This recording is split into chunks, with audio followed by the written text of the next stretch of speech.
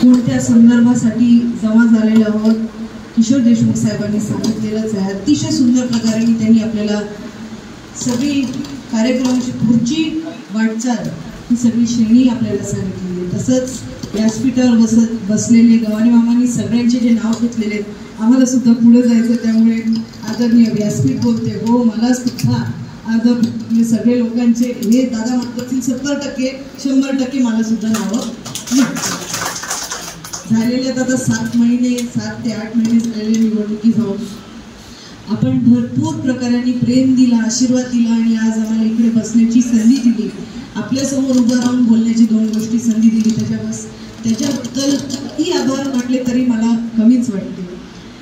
तसंच आपल्याला माहिती आहे मोदी साहेबांनी केलेले 11 वर्ष 2014 पासून आपल्याला माहिती आहे आपल्याला ही आज पत्रिका मिळालेली आहे।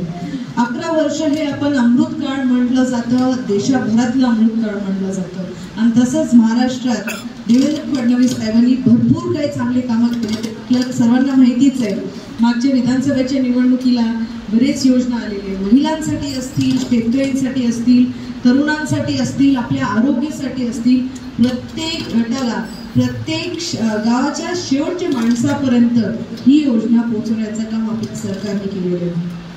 मला बोलायला आनंद होतो की आपल्या भोकर मतदारसंघाबद्दल पक्षाला खूप चांगल्या प्रकारचे विचार आहेत।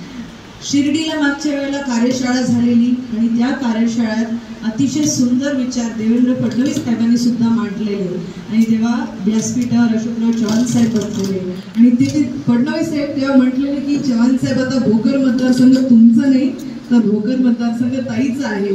आणि त्याच्यानंतर जे आपण कार्यशाळेनंतर जे आपण प्रत्येक इव्हेंट आपण केलेले पक्षाने जे जे निरोप दिलेले आहे तिन्ही तालुक्यात व्यवस्थित प्रकारे कार्यक्रम झालेले आहेत। आपण योगा दिनचं म्हणावं किंवा आपलं अहिल्यादेवी होळकरांचं म्हणावं आणि पुढे सुद्धा वेगवेगळे कार्यक्रम आपल्याला करायचे आहे। असंच पक्षांचं सुद्धा लक्ष आपल्या मतदारसंघावर आहे आणि ते कायम राहण्यासाठी आपण जे कार्यकर्ता किंवा जे सगळी आपली टीम झटापटा करते त्याच्यासाठी सुद्धा मी आपले आभार मानते।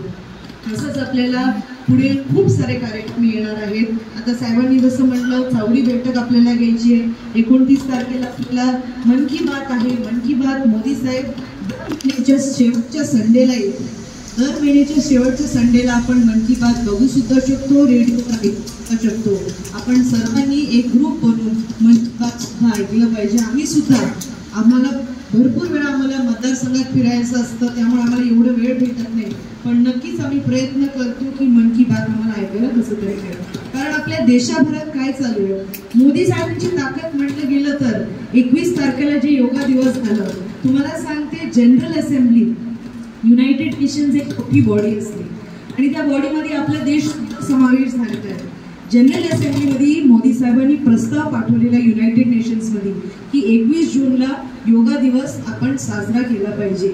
177 वेगळ्या देशात त्या गोष्टीला पाठिंबा दिलाय। त्यामुळे आपल्या देशाची जी संस्कृती आहे योगा काय असतो हे जगभरात प्रसिद्ध झालेलं आहे, हे मोदी साहेबांनी करून दाखवलंय।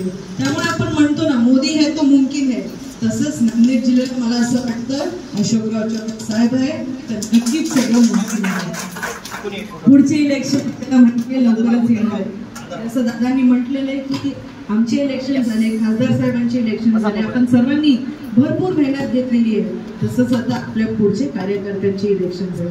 आता आमची वेळ आली आपल्यासाठी इलेक्शनसाठी लढाईसाठी आपल्या इलेक्शनसाठी मेहनत घेण्यासाठी, तर आम्ही कधी कमी पडणारच नाही।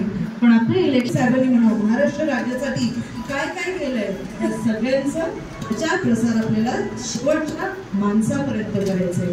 त्यामुळे ही पत्रिका आपल्याला आज पोहोचवलेली आहे। तसंच जेव्हा चावडी बैठक येणार ही पत्रिका आपण तिकडे सुद्धा देऊ शकतो सगळ्यांना आणि ह्याच्यात भरपूर काही इन्फॉर्मेशन आहे जे प्रत्येक गटाचं असेल, महिलांचं असेल, शेतकऱ्यांचं असेल, तरुणांचं असेल, ज्येष्ठांसाठी असेल, सगळं ह्याच्यात लिहिलं आहे। त्यामुळे आपण हे वाचून घ्या, हिचा सुद्धा अभ्यास करून घ्या आणि पुढचे कार्यक्रम आणि आता भोकर मतदारसंघाचा ना पक्षाला नेहमी चांगल्या प्रकारे केला पाहिजे। त्यामुळे मी इकडे आपल्या सर्वांना विनंती करेन पुढचे जे काय पक्षाने कार्यक्रम केलेले ते सुद्धा आपण व्यवस्थित प्रकारे पार पाडा, एवढीच मी विनंती इकडे करते। माझे 2 शब्द थांबवते। जय महाराष्ट्र।